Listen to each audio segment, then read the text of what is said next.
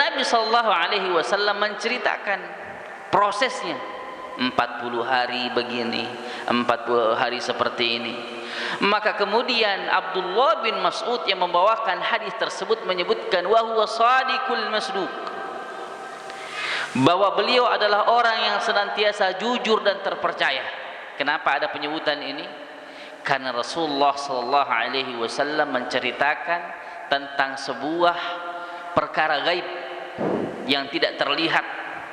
Demikian pula Nabi sallallahu alaihi wasallam menceritakan tentang persoalan takdir yang membutuhkan orang yang mendengar untuk meyakininya, untuk membenarkannya dan menerimanya. Makanya ada penyebutan shadiqul masduq, diceritakan tentang proses penciptaan manusia. Demikian pula disebutkan bahwasanya di antara dalil yang kemudian mengajarkan kepada kita terkait dengan persoalan takdir adalah firman Allah Subhanahu wa taala dalam surat Al-Qamar, inna kulla syai'in khalaqnahu biqadar. Sesungguhnya kami menciptakan segala sesuatu menurut ukuran, yakni semua ada kadar-kadarnya.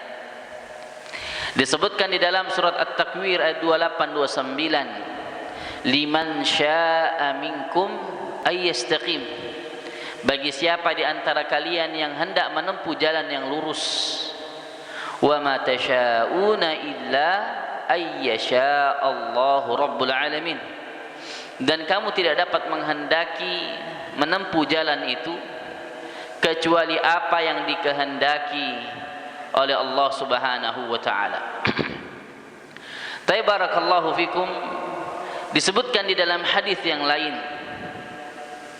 Nabi sallallahu alaihi wasallam bersabda kepada para sahabat, "Ma minkum min ahadin illa kutiba maq'aduhu minan nar aw minal jannah." Tidaklah salah seorang di antara kalian melainkan telah dituliskan tempat duduknya di surga atau di neraka. Ya, semua sudah dicatat untuk kita semua tanpa terkecuali. Nasib kita itu di surga atau di neraka. Rasulullah cerita hal tersebut kepada siapa? Kepada para sahabat.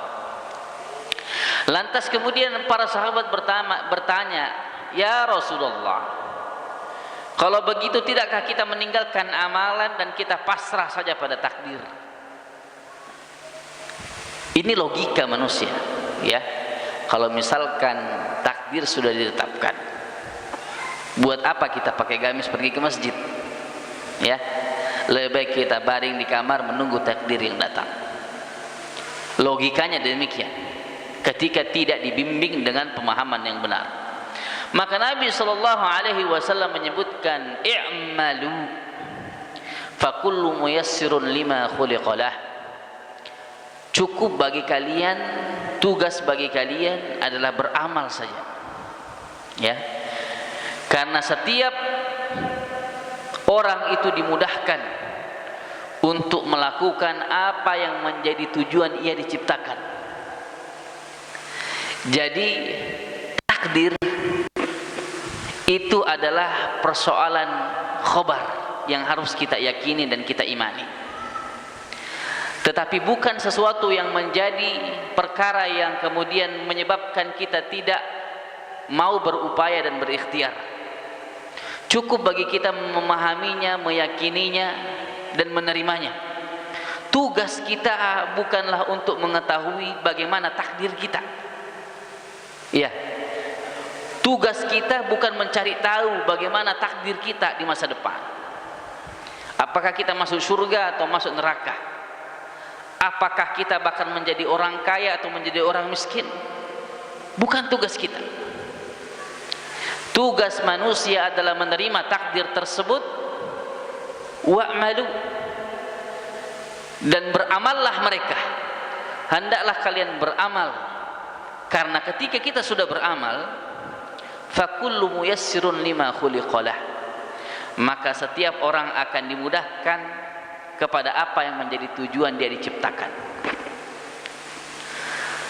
Tapi barakallahu fikum jemaah yang dimuliakan oleh Allah Subhanahu wa taala. Terkadang kalau kita berbicara tentang persoalan takdir membutuhkan benar keimanan, dan terkadang kita membutuhkan sebuah analogi-analogi, perbandingan-perbandingan untuk memudahkan kita di dalam memahaminya. Sebagai contoh, misalkan ada dua orang ikhwan punya toko, iya, punya toko, sama-sama buka di jam yang sama dan tutup di jam yang sama.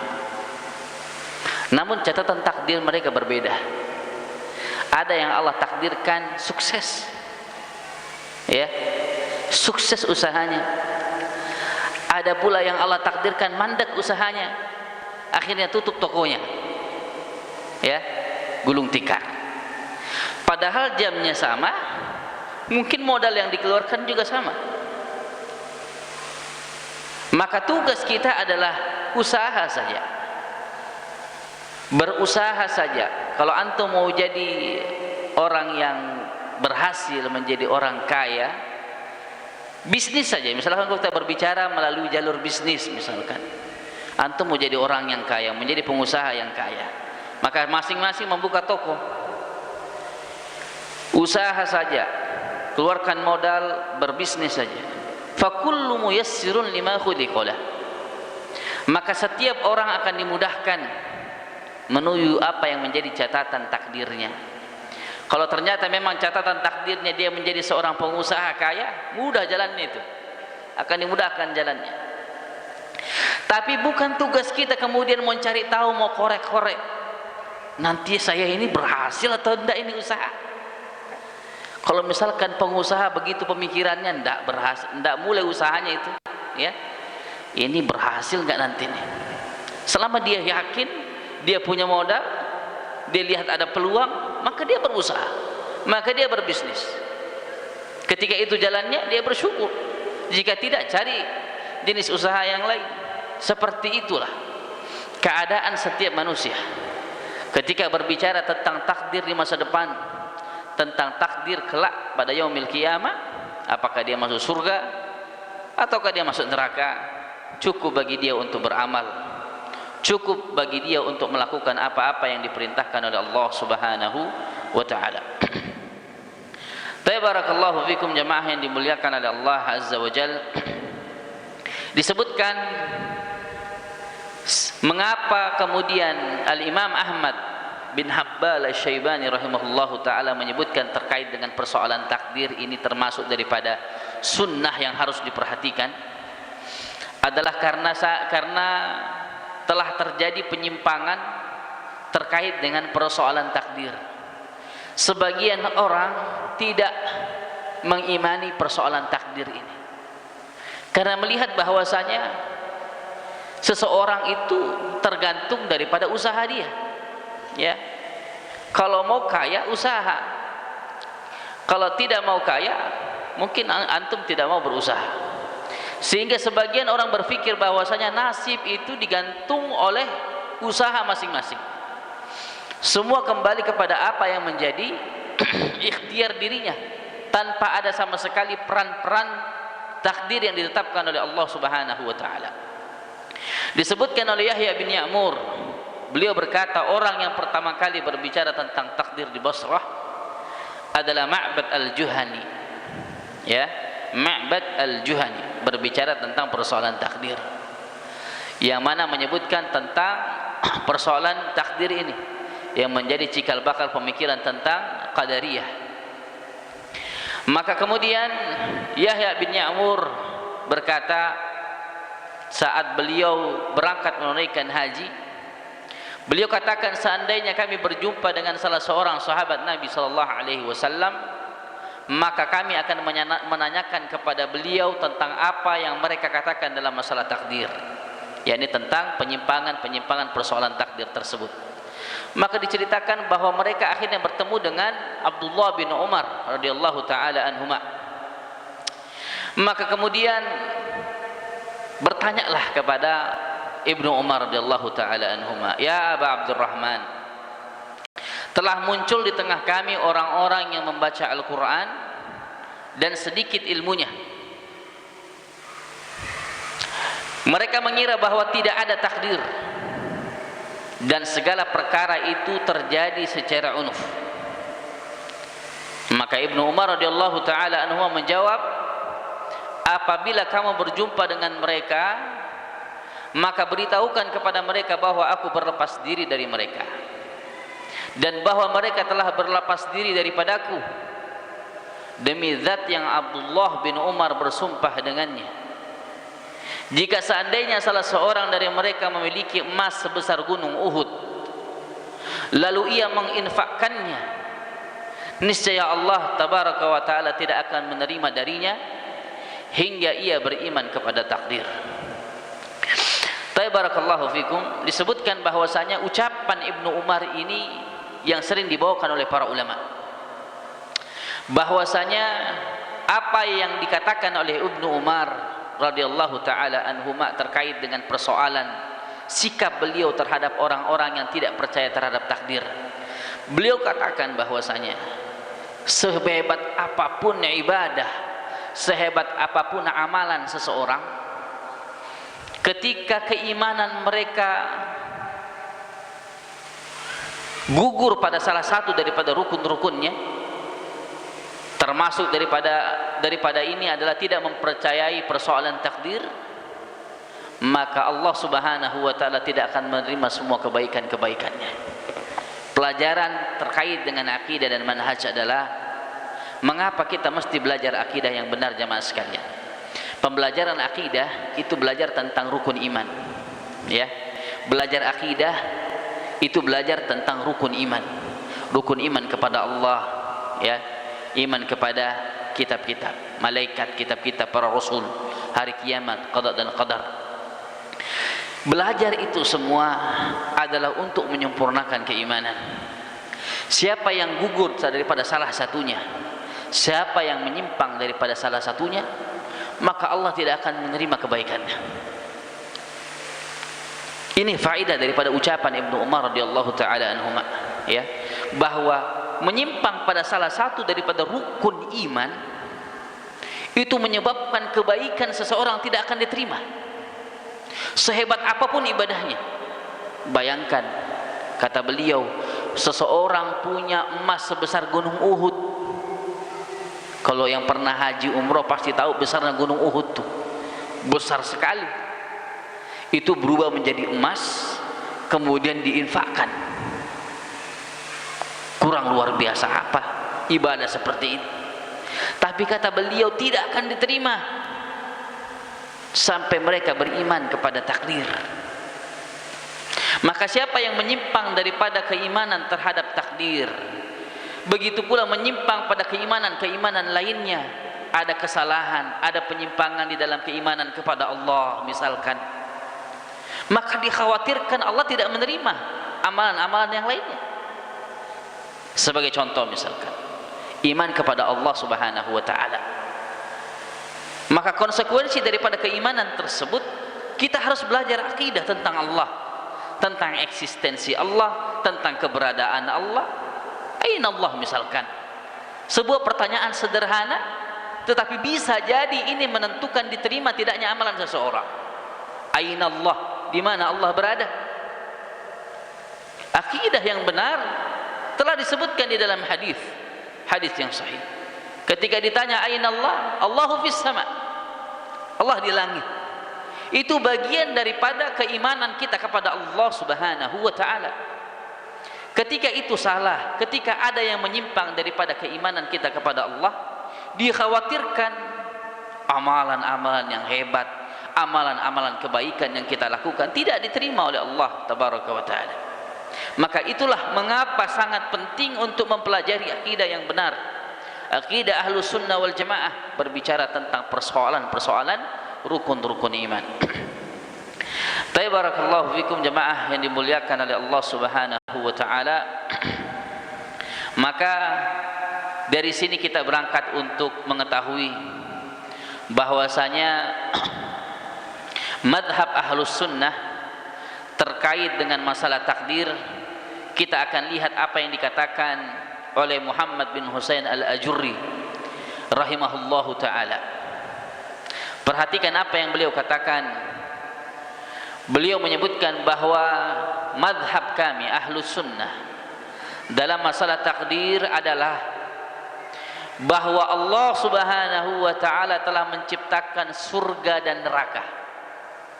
Ya, Allah sudah ciptakan kedua tersebut. Masing-masing memiliki penghuni. Dia telah bersumpah dengan kemuliaannya akan memenuhi jahanam dengan bangsa jin dan manusia. Ya, jadi disebutkan mazhab Ahlus Sunnah meyakini surga dan neraka sudah ada. Dan calon penghuninya juga sudah tetap. Ya, sudah ada checklistnya ini. Siapa-siapa nanti calonnya. Surga juga sudah jelas, neraka juga sudah jelas. Bahkan wajah-wajah kita di tempat ini saat ini sudah diketahui, ya, siapa yang bakal masuk surga, siapa yang bakal masuk neraka. Nah, itu yang harus kita pahami terlebih dahulu.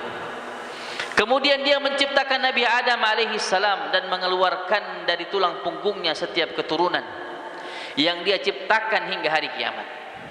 Kemudian dia Allah menjadikan mereka dua kelompok, sekelompok di surga dan sekelompok lainnya di neraka. Allah juga menciptakan iblis dan memerintahkannya agar bersujud kepada Adam alaihi salam. Dan dia telah mengetahui bahwa iblis tidak akan bersujud dikarenakan takdir kesengsaraan yang berlaku padanya. Dan itu telah diketahui oleh Allah tabaraka wa taala sejak dahulu. Tiada yang dapat menentang Allah Subhanahu wa taala di dalam hukumnya. Dia berbuat apa saja pada makhluknya sesuai dengan kehendaknya.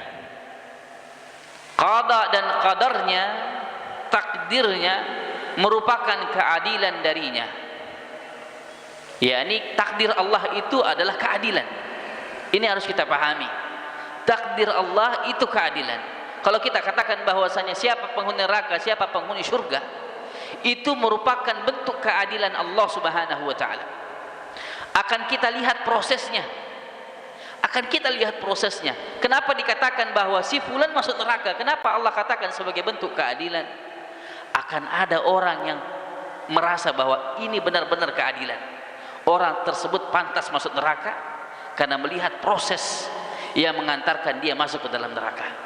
Begitu pula orang yang masuk surga adalah bentuk keadilan Allah. Manusia akan melihat betapa adilnya Allah dengan memasukkan orang tersebut ke dalam surga karena melihat prosesnya, karena melihat Allah telah menciptakan sebab-sebabnya. Dengan kebaikannya, dengan kesolehannya, akhirnya dia masuk ke dalam surga. Al-muhim, terpenting kita pahami, takdir Allah adalah keadilannya.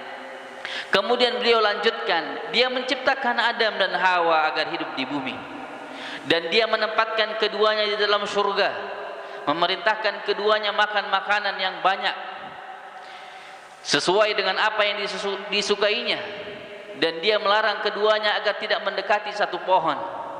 Akan tetapi dikarenakan takdir yang berlaku bahwa keduanya akan bermaksiat padanya dengan memakan dari pohon tersebut, yakni Allah Subhanahu wa taala telah menetapkan bahwasanya akan terjadi kemaksiatan yang dilakukan oleh Nabi Adam dan istrinya. Kemudian disebutkan kembali oleh beliau, maka keduanya tidak terlepas dari memakannya sebagai sebab kemaksiatan dan sebab keluar daripada surga.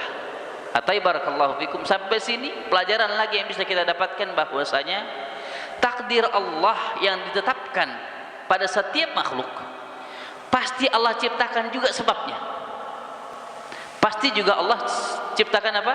Sebabnya. Seseorang ditakdirkan masuk surga, Allah ciptakan juga sebabnya. Yang mana sebab tersebut dilakukan oleh manusia tadi.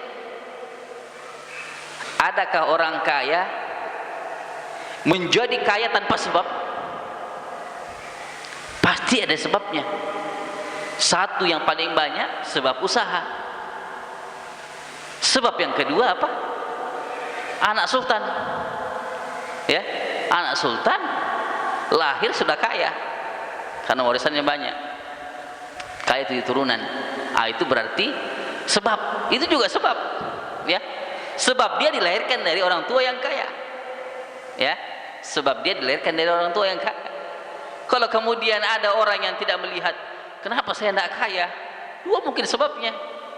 Orang tua antum tidak kaya, yang kedua antum tidak mau usaha. Nah, seperti itu keadaannya.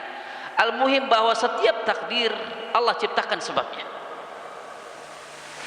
Demikian pula seseorang itu akan bisa mendapatkan ilmu misalkan. Apakah membutuhkan sebab? Butuh sebab. Tidak paham kita persoalan takdir kecuali kita mengikuti, menapaki sebabnya. Apa sebabnya? Belajar, menghadiri majelis, mempelajari tentang ilmu persoalan takdir.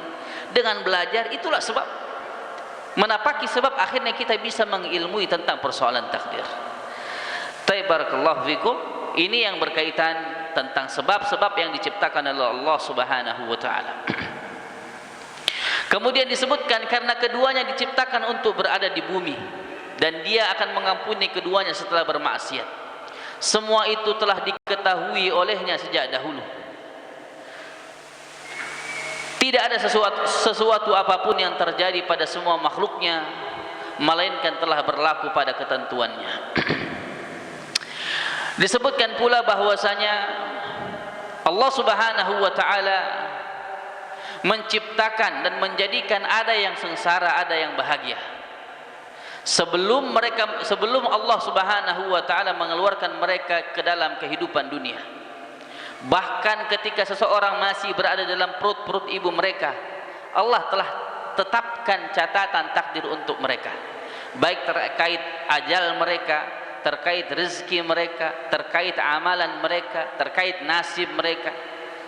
Semua telah ditetapkan oleh Allah Subhanahu wa taala. Maka kewajiban bagi setiap insan adalah kemudian menjalankan apa yang telah diperintahkan oleh Allah Subhanahu wa taala daripada kewajiban-kewajiban melalui wasilah risalah yang disampaikan oleh Rasulnya. Barakallahu fikum jamaah yang dimuliakan oleh Allah Subhanahu wa taala. Ini apa yang disebutkan daripada ringkasan penyebutan yang disebutkan oleh Muhammad Al-Ajuri rahimahullahu taala terkait dengan madhab Ahlus Sunnah, ya, berkaitan dengan persoalan takdir, bahwasanya yang mesti kita pahami terkait dengan takdir adalah bahwasanya Allah Subhanahu wa taala telah menetapkan itu semua untuk kita, ya, telah menetapkan itu semua untuk kita imani. Maka sudah barang tentu apa yang disebutkan oleh Nabi sallallahu alaihi wasallam, i'malu fa kullu muyassirun lima khuliqa lah. Inilah yang mesti kita pegang. Kata-kata Nabi sallallahu alaihi wasallam ini telah sampai kepada kita bahwa ajal telah ditetapkan. Telah sampai kepada kita jodoh juga sudah ditetapkan sebagai bentuk daripada rezeki. Nasib seseorang, apakah dia nanti akan beramal baik ataukah beramal buruk, sudah ditetapkan oleh Allah Subhanahu wa taala. Juga kemudian yang berbicara tentang nasib di akhirat, masuk surga ataukah masuk dalam neraka, sudah ditetapkan oleh Allah Subhanahu wa taala. Bahkan yang lebih tragis lagi, kalau kita katakan sebagai sesuatu yang sangat tragis, apa yang disebutkan di dalam hadisnya Abdullah bin Mas'ud, inna ahadukum la ya'malu bi amali ahlil jannah. Ada orang yang beramal dengan amalan penduduk surga, hatta ma yakunu bainahu wa bainaha illa dhira', sampai antara dia dengan surga itu tinggal satu jengkal lagi. Fayasbiqu alaihi alkitab, tapi kemudian dia mendapati catatan takdir mendahului dirinya. Fayamalu bi amali ahlin nar fayadkhuluha. Lihat hebatnya takdir yang ditetapkan oleh Allah. Ada orang yang banyak beramal kebaikan, tapi ternyata catatan takdir untuk dirinya adalah dia masuk neraka. Maka Allah ciptakan sebab untuk dirinya. Di akhir hayatnya dia melakukan keburukan. Dengan sebab keburukan tersebut akhirnya dia masuk ke dalam neraka.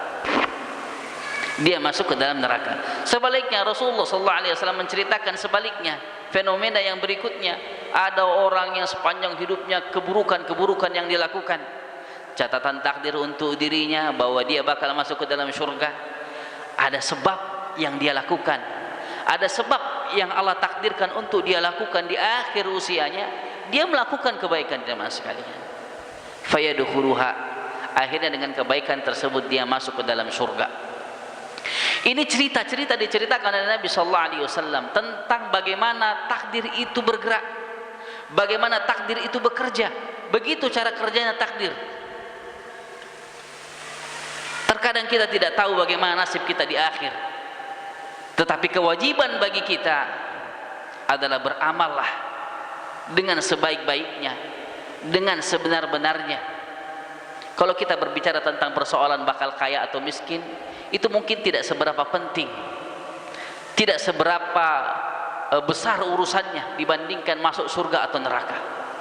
Maka kalau kita berbicara tentang surga dan neraka, kewajiban bagi kita adalah beramal seikhlas-ikhlasnya, beribadah sesuai dengan sunnah Nabi sallallahu alaihi wasallam, agar kemudian kita dimudahkan untuk bisa masuk ke dalam surga. Maka bersyukur jemaah sekalian, kalau kita sudah dimudahkan untuk bisa berbuat kebaikan, syukuri itu. Berdoa terus, ya Allah mudah-mudahan saya istiqomah dengan ini. Ya, kalau Allah sudah kasih hidayah kepada kita, kita bersyukur. Kita husnudzon kepada Allah, bisa jadi ini merupakan cara Allah memudahkan saya untuk masuk ke dalam surga. Maka ini adalah hikmah yang bisa kita ambil daripada ucapan Nabi sallallahu alaihi wasallam, fa kullu muyassirun lima khuliqalah. Maka di dalam surat Al-Lail Allah Subhanahu wa taala sebutkan, fa amma man a'ta wattaqa wa saddaqa bil husna fasanuyassiruhu bil yusra. Bahwa Allah akan memudahkan jalan kemudahan menuju surga, itu ada sebab. Apa sebabnya?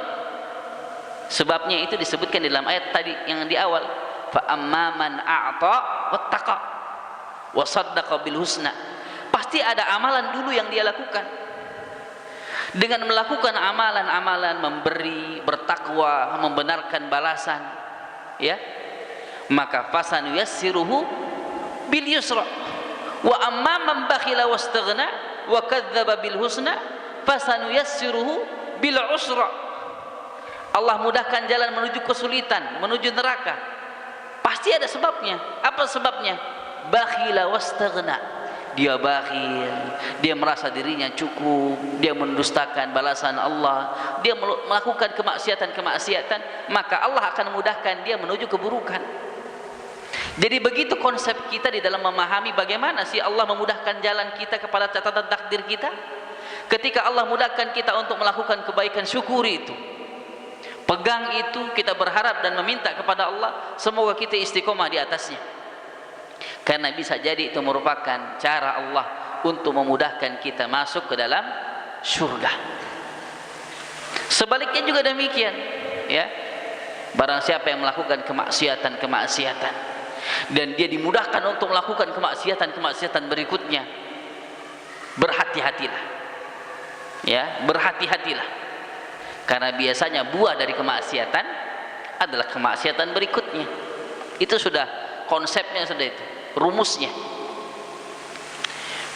Min thawabil hasanah al hasanatu ba'daha wa min jaza'is sayyi'ah as sayyi'atu ba'daha. Balasan sebuah kebaikan adalah kebaikan setelahnya, yakni Allah mudahkan dia untuk melakukan kebaikan yang lain. Demikian pula balasan daripada keburukan, Allah mudahkan dia melakukan keburukan lainnya.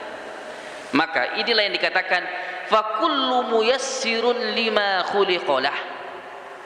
Setiap orang akan dimudahkan menuju catatan takdirnya. Kalau dia mau masuk neraka, berbuatlah kemaksiatan, Allah mudahkan dia menuju neraka, ya. Kalau dia mau masuk surga, berbuat baiklah. Dengan berbuat baik Allah akan mudahkan dia untuk melakukan kebaikan lainnya. Tapi barakallahu fikum jamaah yang dimuliakan oleh Allah Subhanahu wa taala, kalau kita melihat lagi kepada apa yang disebutkan di dalam surat At-Takwir ayat 28-29, ini juga penting kaitannya bagi kita untuk senantiasa meminta kepada Allah. Tidak hanya mengandalkan bahwa kita mampu untuk melakukan kebaikan, tapi di sini butuh untuk kita meminta kepadanya. Allah Ta'ala berfirman, liman syaa minkum ayyastaqim, bagi siapa di antara kamu yang mau menempuh jalan yang lurus, ya, bagi siapa yang mau menempuh jalan yang lurus. Setiap kita mau baik, itu bahasanya, setiap kita mau baik.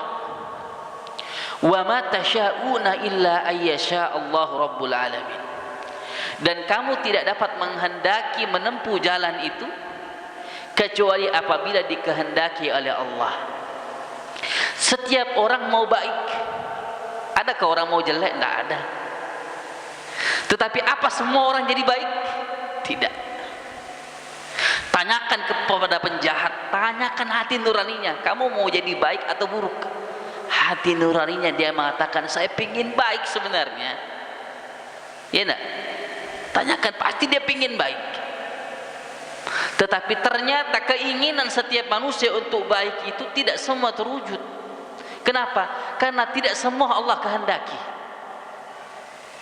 Wa ma tasyauna, dan mereka tidak akan bisa menghendaki itu illa ayyasha Allah, kecuali siapa yang Allah kehendaki. Jadi di sini untuk bisa menjadi baik butuh kehendak Allah. Bagaimana kita bisa mendatangkan kehendak Allah tersebut untuk diri kita? Itulah perannya doa. Ya, disitulah perannya doa. Kita berdoa kepada Allah, ya Allah, takdirkanlah saya untuk senantiasa baik, untuk senantiasa di atas al-haq, untuk senantiasa di atas jalan kebenaran. Maka seperti inilah apa yang disebutkan oleh Rasulullah SAW terkait bagaimana kita memahami takdir tersebut. Terpenting, takdir itu datang untuk kita terima, untuk kita imani, untuk kita membenarkannya. Bukan kewajiban kita untuk bertanya, untuk mengetahui bagaimana takdir kita di depan. Tetapi kewajiban bagi kita adalah berkehendak berbuat kebaikan sesuai dengan apa yang diperintahkan oleh Allah Subhanahu wa taala. Karena dengan berbuat kebaikan, Allah mudahkan kita untuk terus melakukan kebaikan-kebaikan selanjutnya.